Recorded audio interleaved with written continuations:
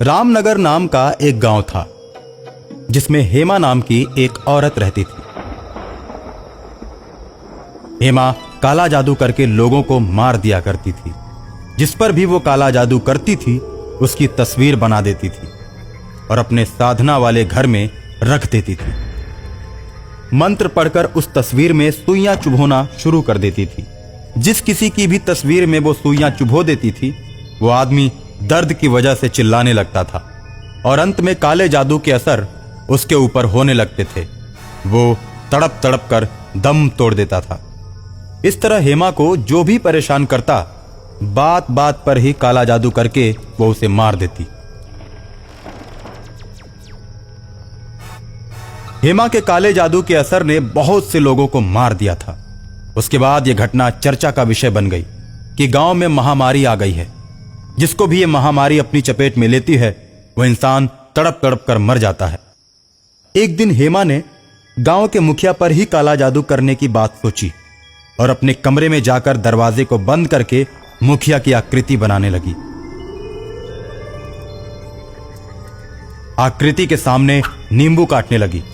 नींबू काटकर आकृति को माला पहनाती है और पहली सुई आकृति के सीने में चुभाती है और सीने में सुई चुभते ही मुखिया के सीने में दर्द होने लगता है। तो लोग कहते हैं कि मुखिया भी महामारी की चपेट में आ चुका है। अब यह भी नहीं बचने वाला। मुखिया का लड़का राजेश शहर से एम्बुलेंस बुलाकर मुखिया को शहर के बड़े डॉक्टर को दिखाता है और सारी बात बताते हुए डॉक्टर से कहता है, अरे इस महामारी से हमारे गांव के बहुत सारे लोग मारे गए हैं। डॉक्टर साहब मेरे पापा को बचा लीजिए, मैं आपको मुंह मांगी रकम दूंगा। डॉक्टर इलाज करना शुरू कर देते हैं लेकिन डॉक्टर के इलाज का कोई असर नहीं होता और डॉक्टर परेशान होकर सोचता है, यार ये कौन सी बीमारी है, इतना इलाज करने के बाद भी ठीक नहीं हो पाई। बीमारी के जितने भी लक्षण थे उन लक्षणों को देखकर ही दवाइयां दी, उसके बावजूद असर नहीं हुआ। डॉक्टर परेशान होकर मुखिया को अपने सीनियर डॉक्टर के पास रेफर कर देता है। राजेश अपने पापा को लेकर सीनियर डॉक्टर के पास पहुंचता है। सीनियर डॉक्टर सारी दवाइयों को देखता है और मुखिया को चेक करता है। मुखिया के शरीर में उसे किसी भी प्रकार की बीमारी का कोई लक्षण नजर नहीं आता। डॉक्टर आश्चर्य में पड़ जाता है, आखिर ये कैसी नई बीमारी है। डॉक्टर इधर सोच रहा होता है और उधर हेमा मुखिया की फोटो में सुई चुभो देती है।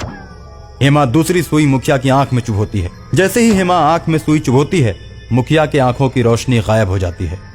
मुखिया कहता है, डॉक्टर साहब मुझे ऐसा लगता है कि किसी ने मेरी आंखों में सुई चुभो दी है। बहुत ज्यादा दर्द हो रहा है, मुझे कुछ दिखाई नहीं दे रहा है। देखते ही देखते मुखिया की आंखों से खून बहने लगता है। डॉक्टर ने अपने जीवन में इस प्रकार का मरीज पहले कभी नहीं देखा था। डॉक्टर सोच में पड़ जाता है और राजेश से कहता है, तुम्हारे पापा की बीमारी मेरी समझ से बाहर है भाई। वैसे मैं आराम होने के लिए दर्द का इंजेक्शन दे देता हूँ। अब तो तुम्हें अपने पापा को बड़े शहर में ही दिखाना पड़ेगा। डॉक्टर अपने से भी सीनियर डॉक्टरों का पता देता है जहां पर नए लोगों पर रिसर्च किया जाता है। रिसर्च सेंटर में डॉक्टर मुखिया के पास पहुंचते हैं और मुखिया की बीमारी का पता लगाने लगते हैं, लेकिन किसी को भी मुखिया के रोग के बारे में पता नहीं चलता। सभी डॉक्टर सोचने पर मजबूर हो जाते हैं कि आखिर ये कौन सी बीमारी है। उसी रिसर्च सेंटर में एक बीमार तांत्रिक अपना इलाज कराने आता है। मुखिया को देखते ही तांत्रिक भड़क उठता है और डॉक्टरों से कहता है, मेरा रोग ठीक करो, मैं स्वस्थ होते ही मुखिया को ठीक कर दूंगा। इसे कोई रोग नहीं हुआ है, इस पर सिर्फ और सिर्फ काला जादू का असर है, जिसके चलते दवाइयां असर नहीं कर रही हैं। काला जादू नाम सुनकर डॉक्टर हैरान हो जाते हैं। सबसे पहले तांत्रिक को दवा देकर ठीक करते हैं। तांत्रिक ठीक हो जाने के बाद बोलता है, मैं जानता हूं कि आप लोग काले जादू को नहीं मानते, इसलिए मैं आप लोगों को जादूगरनी के पास ले चलता हूं ताकि आप लोगों को विश्वास हो जाए कि काला जादू होता है, जिसे तांत्रिक ही ठीक कर सकता है।